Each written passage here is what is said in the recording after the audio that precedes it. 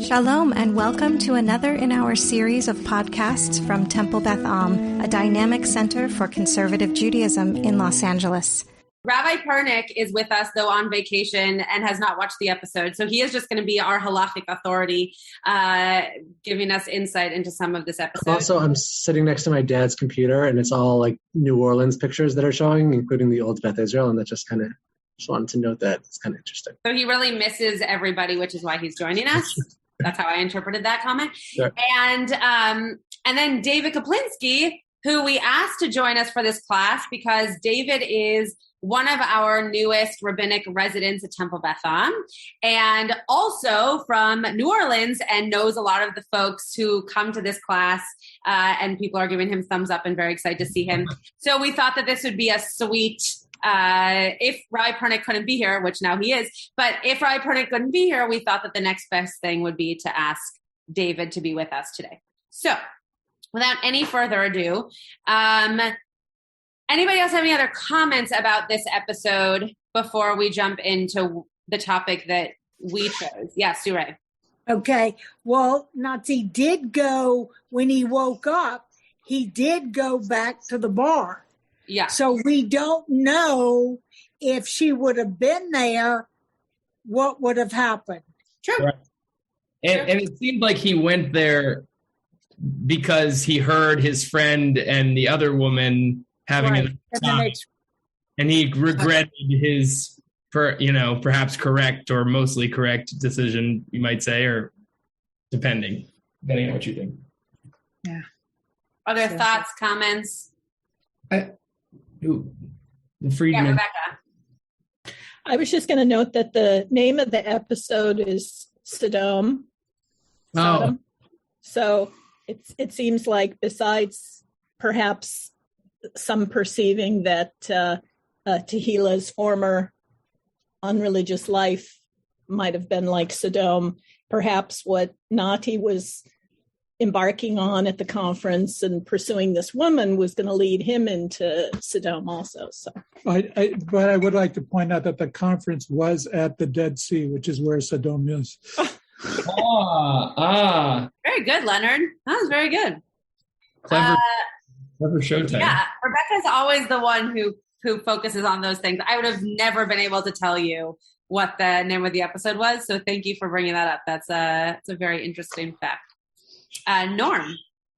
I felt that he was not interested in hooking up in a casual way with this woman at any time, and that the friend wanted him to go there not because he would hook up, but because he would occupy this other woman so that the friend and his target woman would be able to hook up, which in fact they did.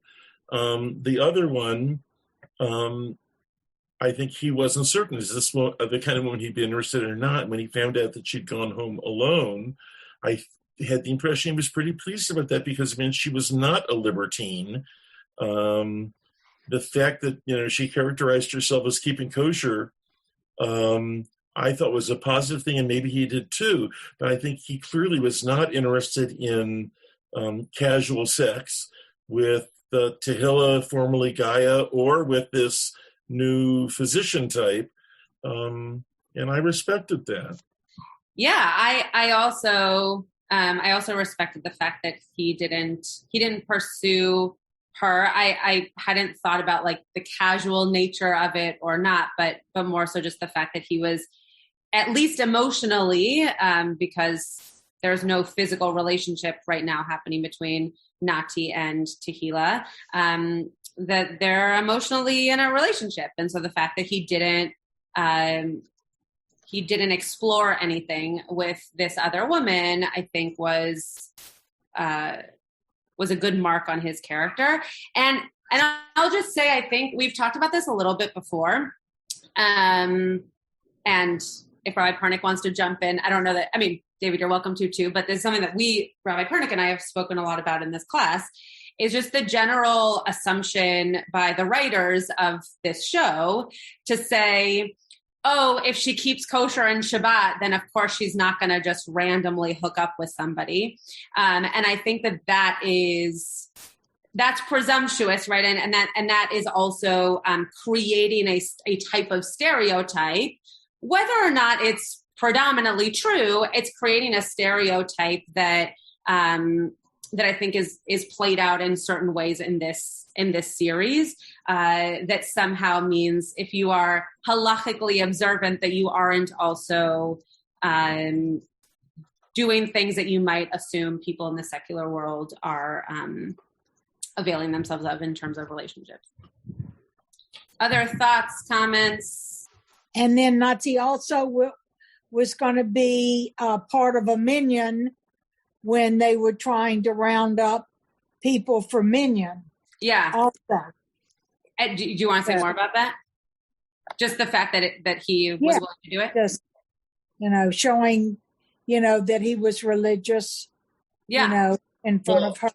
The dynamic that I was seeing play out, just on both what Sue Ray said and what Norman said, was that actually, yes, he wanted to be religious. He is religious, but in that moment, to impress her, he was trying to be like, not about the minyan right now.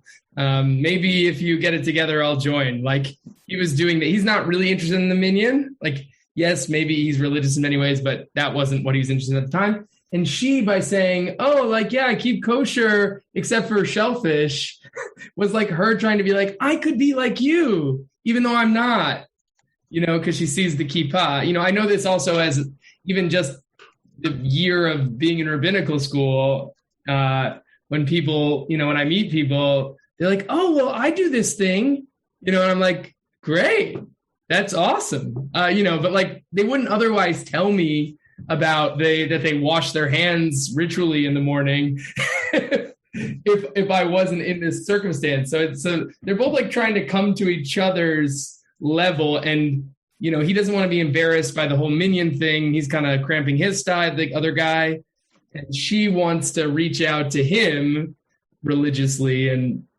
does her best to show it. So just other thoughts, comments? Yes, Michael. But we do have that scene just before he returns to Jerusalem, where he is stopping along the road and davening with his tefillin and saying Birkat HaShachar, and he seems to be. He's thinking about, I thought, having a religiously based marriage while he's davening. She seems to be on his mind. Right. The way that when he's wrapping the yad right at the end, I think we're supposed to read something into that. Yeah, for sure. I mean, if people were, I thought this was a really beautiful moment. If people were kind of tapped into what he was saying, it is the traditional thing that you say while you are wrapping on your hand, but it's also something that some people say under the chuppah.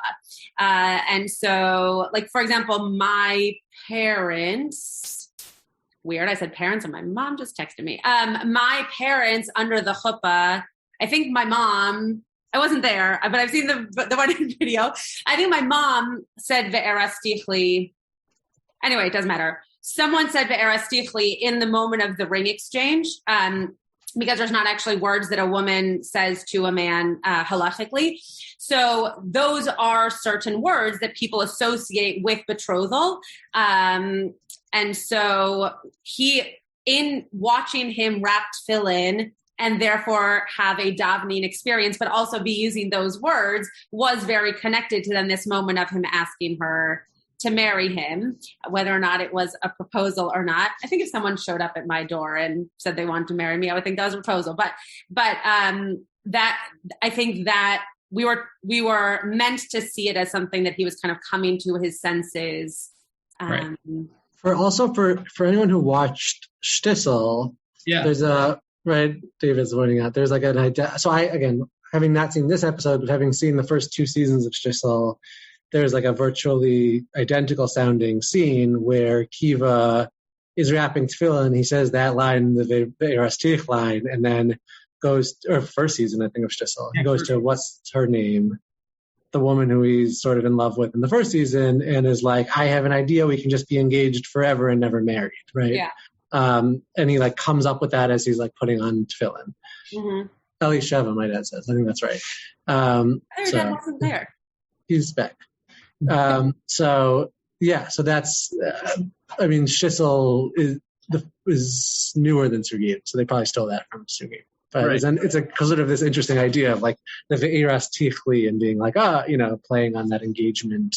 I mean, I do know that there are people for whom before they propose, they have a whole spiritual ritual experience, right? Like they might daven if that's their thing, or they might go to the mikvah, or, especially if you assume that the person's going to say yes, and this is a new milestone in your life, there can be ritual, spiritual connection around that. And so saying those words before you start on this journey with another person is a really beautiful idea to me. Right. Though I don't think it's as common to like have a revelation from like, I was reading Tehillim, I was reading Psalms, and I realized you're the one. I think I agree with you that it's nice as a more formal ritual, but maybe not as common in non-Israeli TV shows. True. Yes. So we thought that we would talk, and Rabbi Pernick is very excited to talk to this topic. Yeah, sure. I think you and I have actually spoken about this topic before, but I couldn't remember in what context. We wanted to... I also taught a class on this topic in Shtisel. I know, I used your source sheet. Yeah. To talk a little bit about the first scene of the episode where Tehillah is telling Nati all about her life before she met him. And one of the main things that really pushes him away is the fact that she had an abortion, and that he was surprised that she had an abortion, and says something that I found quite offensive, and I think probably so did she, though we don't see her again in that scene, which was, do all secular girls do that? Or maybe he said women. But so I wanted us to talk a little bit about how that scene played out for you, whether you found that to be something that was interesting, especially the comment that was made, and then to talk maybe a little bit about just how Judaism views abortion, or if you had any questions about that. I know that we didn't have the class before this, so people in New Orleans who typically get a lot of those sources from Rabbi Pernick, we're kind of going to mash that up a little bit in here. We don't necessarily need to quote sources, but just to be able to give you a little bit of that learning in this hour as well. So any thoughts on that before I turn it over to Rabbi Pernick to maybe share a few halachic words of wisdom? Or David? I don't have anything yet. Great. Any thoughts? Did that also... Yes, Norm or Rachel. Hi. I surprisingly did not have a problem with the way he phrased it, which was more, is this common among secular girls? And I was thinking more of a casual sexual encounter than about an abortion. You, Rabbi Schatz, of all people, know how comments about, is this true for women? Is that true for women? Just generally are like my button issues. And this one did not push those buttons. I felt, I don't know if we'll get there in terms of the arc of the episode, but that Nati made great strides in this episode. Interesting. That's very interesting. I do know that about you. And I wasn't sure where you were going with the comment, but I'm glad that's how the comment ended. But I also didn't necessarily think, like Rebecca didn't necessarily think, oh, that's such an offensive comment. But I could imagine sitting with somebody who hasn't been through the experience or hasn't lived in a world in which that is potentially more common, that kind of comment could be offensive. And then it also showed ignorance, right? It showed a lack of knowledge on his part that abortion isn't just something that people use as a form of birth control, but that sometimes things happen. And if you are living in a world and in a society where you're having sex before marriage, it's more common than if you're living in a society where people are only having sex after they're married. So you're not hearing about it as much in that kind of context. So that's what struck me. But you're correct that it wasn't. I didn't think he was as bad as he sometimes is. I will say that while the text of what he said, saying, is this how secular women, is this how secular people often do things? That could be a true question, but the subtext of how he said it seemed to me to not be a genuine question and to be a jab. Was used as a bludgeon to say, is this what you all do? How could you do that? Just this, I don't know. That's how I watched it last night. I maybe should watch it again. We need the replay. Can we get the replay? Play by play, slow motion. Well, at the very least, if it wasn't used as a bludgeon, it was used as I don't know what to do with you right now. Maybe he really is, it is too much for him and his worldview, but it didn't seem is that really what happens? And that he was really expecting an answer. It seemed like. Well, and I don't think he would have stormed off if that's really what he was getting at, right? It was clear from his actions that there was something behind the statement that was not just in real interest. Interesting, Judy, that the comment led to her knowing that they would not be good together, that he might not be able to accept her. That's very interesting. I think that's she was dirty. She was dirty in some ways, that she had done things that he was found repulsive. You could see she had hid it from him. And then when she finally said it, you could just, whether he was being mean or not, came from a totally different world, maybe a very much more immature, maybe. Yeah. Just a world, he just didn't understand it in the same way. Yeah. And maybe that's what we saw in this episode, where he goes from that place to then a place of, hopefully love her for who she is, no matter what her past has been, right? We have a present and hopefully a future, and that's what's important. So it's possible that he kind of makes up for that at the end of the episode. We'll see next week if that's the case. Rabbi Barbara, did you want to say something? You unmuted. No, I wanted to say that I wasn't offended by his statement, but I did think it showed his naivete. But what I find interesting is then when he goes to the conference,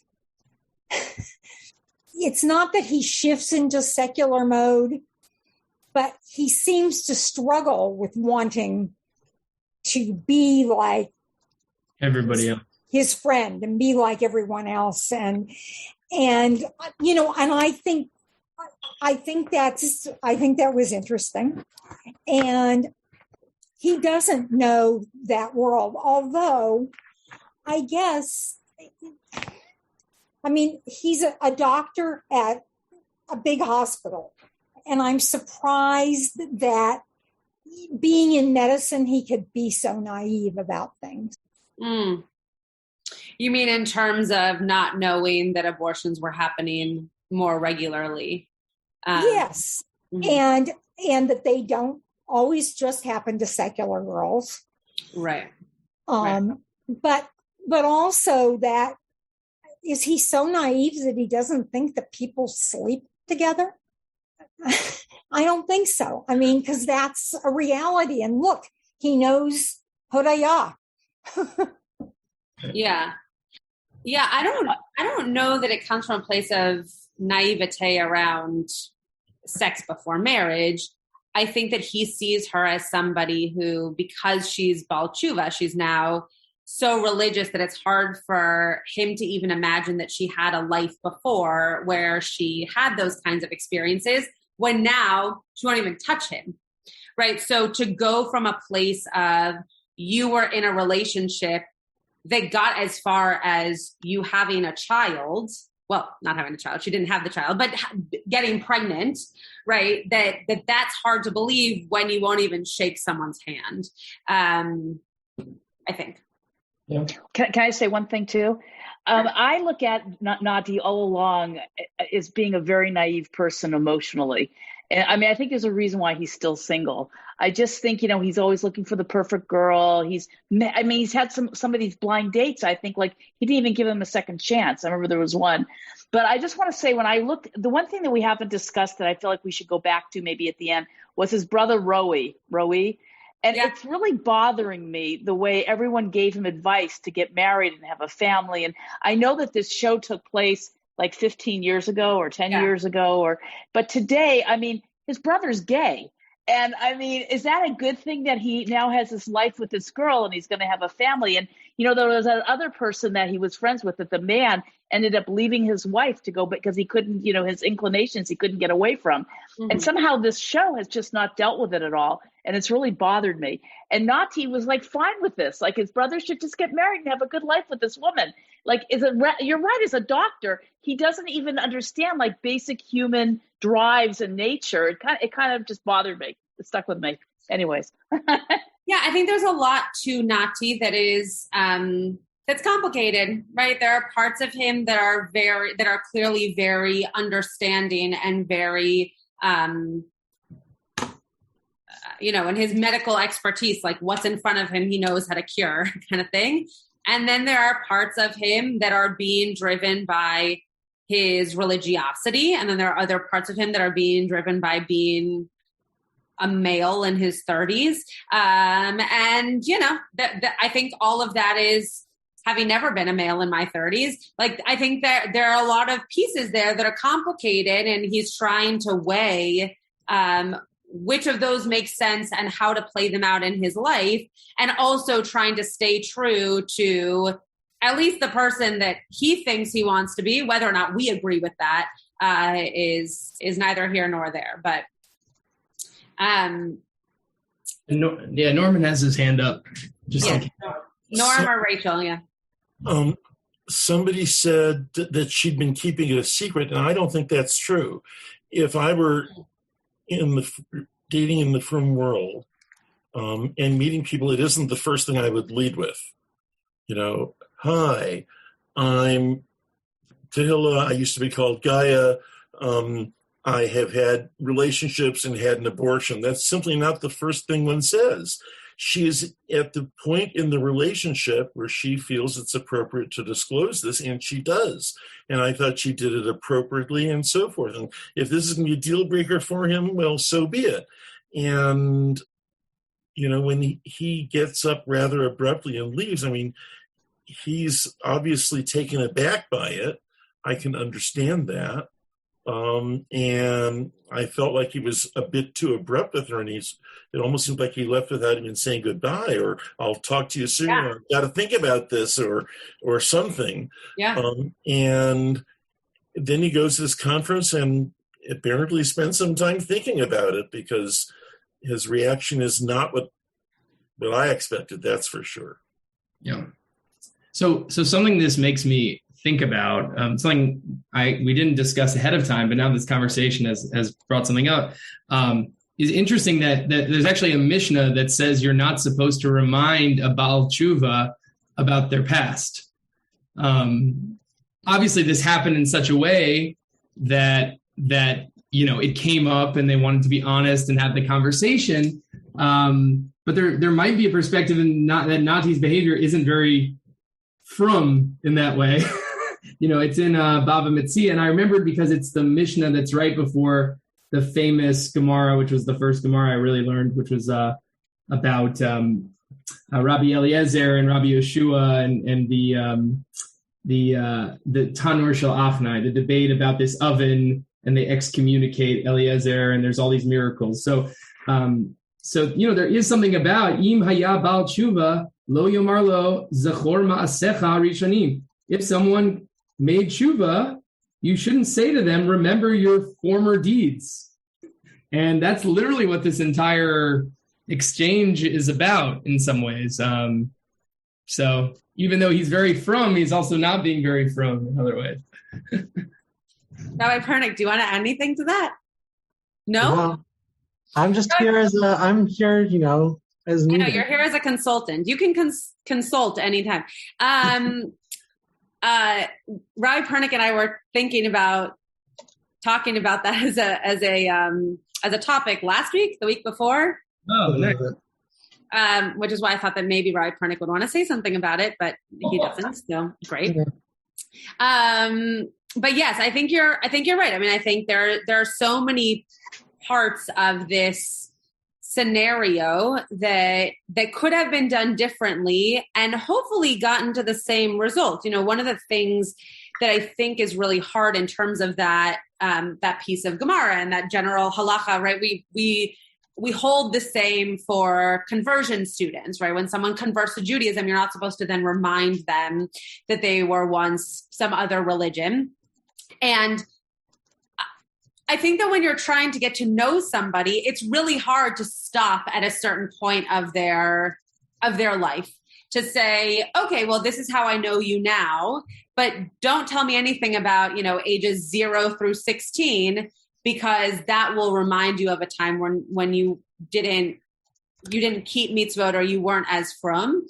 And yet I think that the way in which you navigate that part of someone's life that is different than the way they are now is definitely a little bit more kind or supported than Nati is doing with Tehillah, because she is opening herself up in such a way that she doesn't have to, first of all, and she's only doing it, I forget who just said this, but she's only doing this because she feels trust and I think probably affection and love for him in such a way that she can share those things and not imagine that they are going to, somehow taint the relationship. Thank you for sharing the Mishnah. In case you wanted to see it. I do. Thank you. Seeing is believing. It doesn't just exist in, it is oral Torah, but, we wrote it down. So there you go. Okay, Norm and Rachel. Okay, this is me again. Great. When you said she's reached the point in the relationship where she loves him and trusts him. Yeah. I think it was much more the sense that this is who I was, and if you can't deal with it, goodbye, and that would be okay. Yeah. And I'm really impressed with her strength of character. She doesn't try to cover it up. She doesn't deny it. Mm-hmm.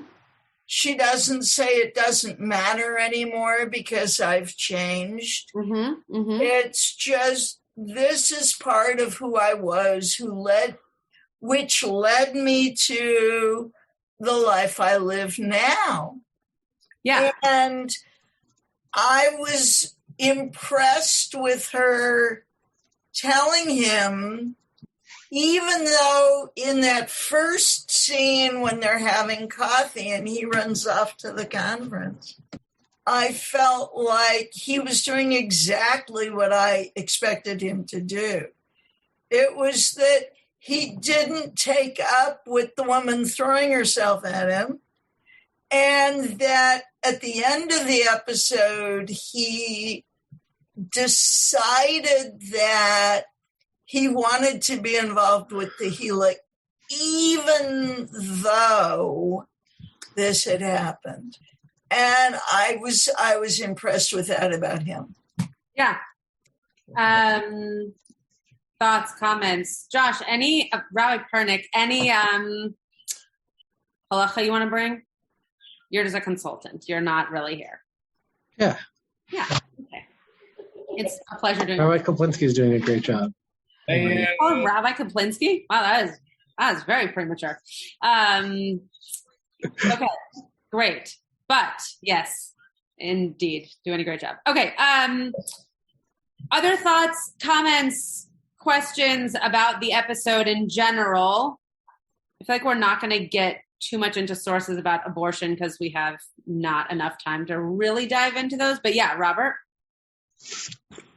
I was really impressed by the sofa. Yes. Well, for one thing, it led to very Seinfeld-esque pathways because, okay, Hodiah finds the sofa. The older couple comes along and sits down, and she somewhat, I think, begrudgingly gives them a space, and she sees how good they are together.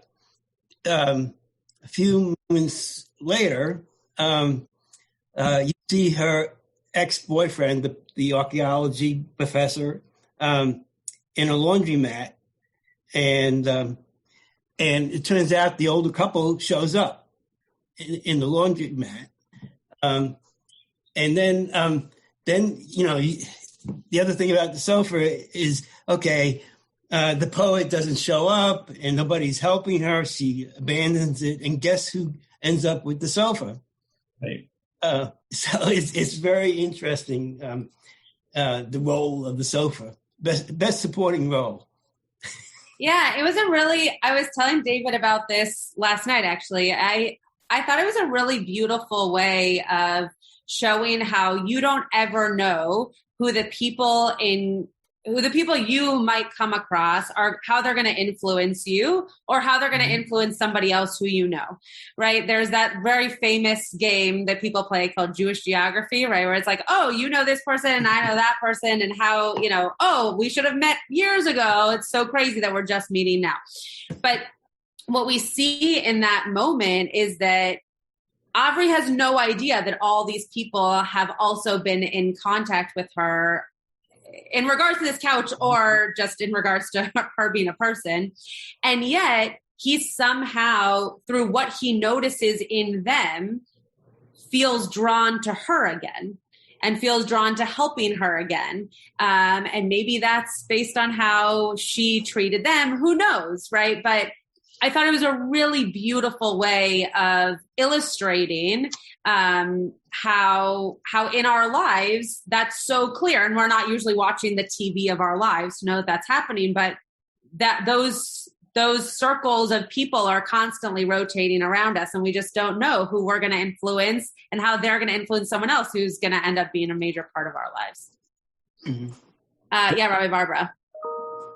And also, when he eventually sees the couch, I think he has that sense, like when he picks up the cup, I almost thought he was like looking at a Starbucks cup that said her name on it, wanting to make sure that, of course, how many red sofas are there? Mm-hmm.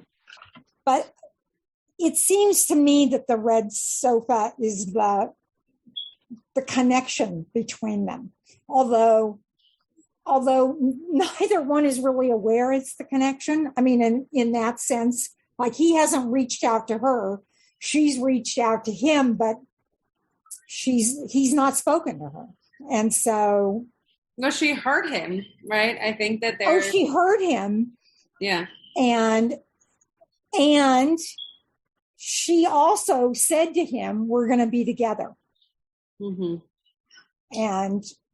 whether that's, people can say those things, but somehow I think they have a very deep connection.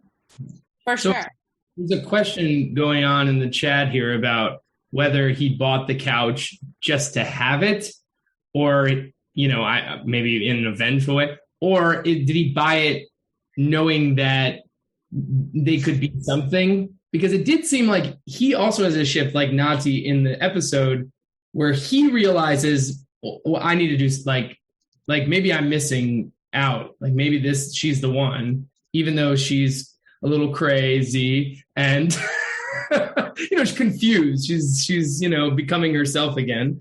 And then she's hurt me so much. Maybe he's saving that couch to say like, I'm going to give it to her one day. Not now. That was the impression I got from his face, was that the fact that he's listening to her on the radio wasn't to be like, ha, I got your couch, but more like, I'm not ready yet, but I know you're going to want this couch because we're going to sit on it together at some point when the time is right. That was my impression. Yeah, Rebecca. And his mother also was edging him on about getting married. Right. Finding someone, you know? There was a great Hebrew or modern Israeli phrase, which I learned from the episode, which is, she said she'll stop being, Polania?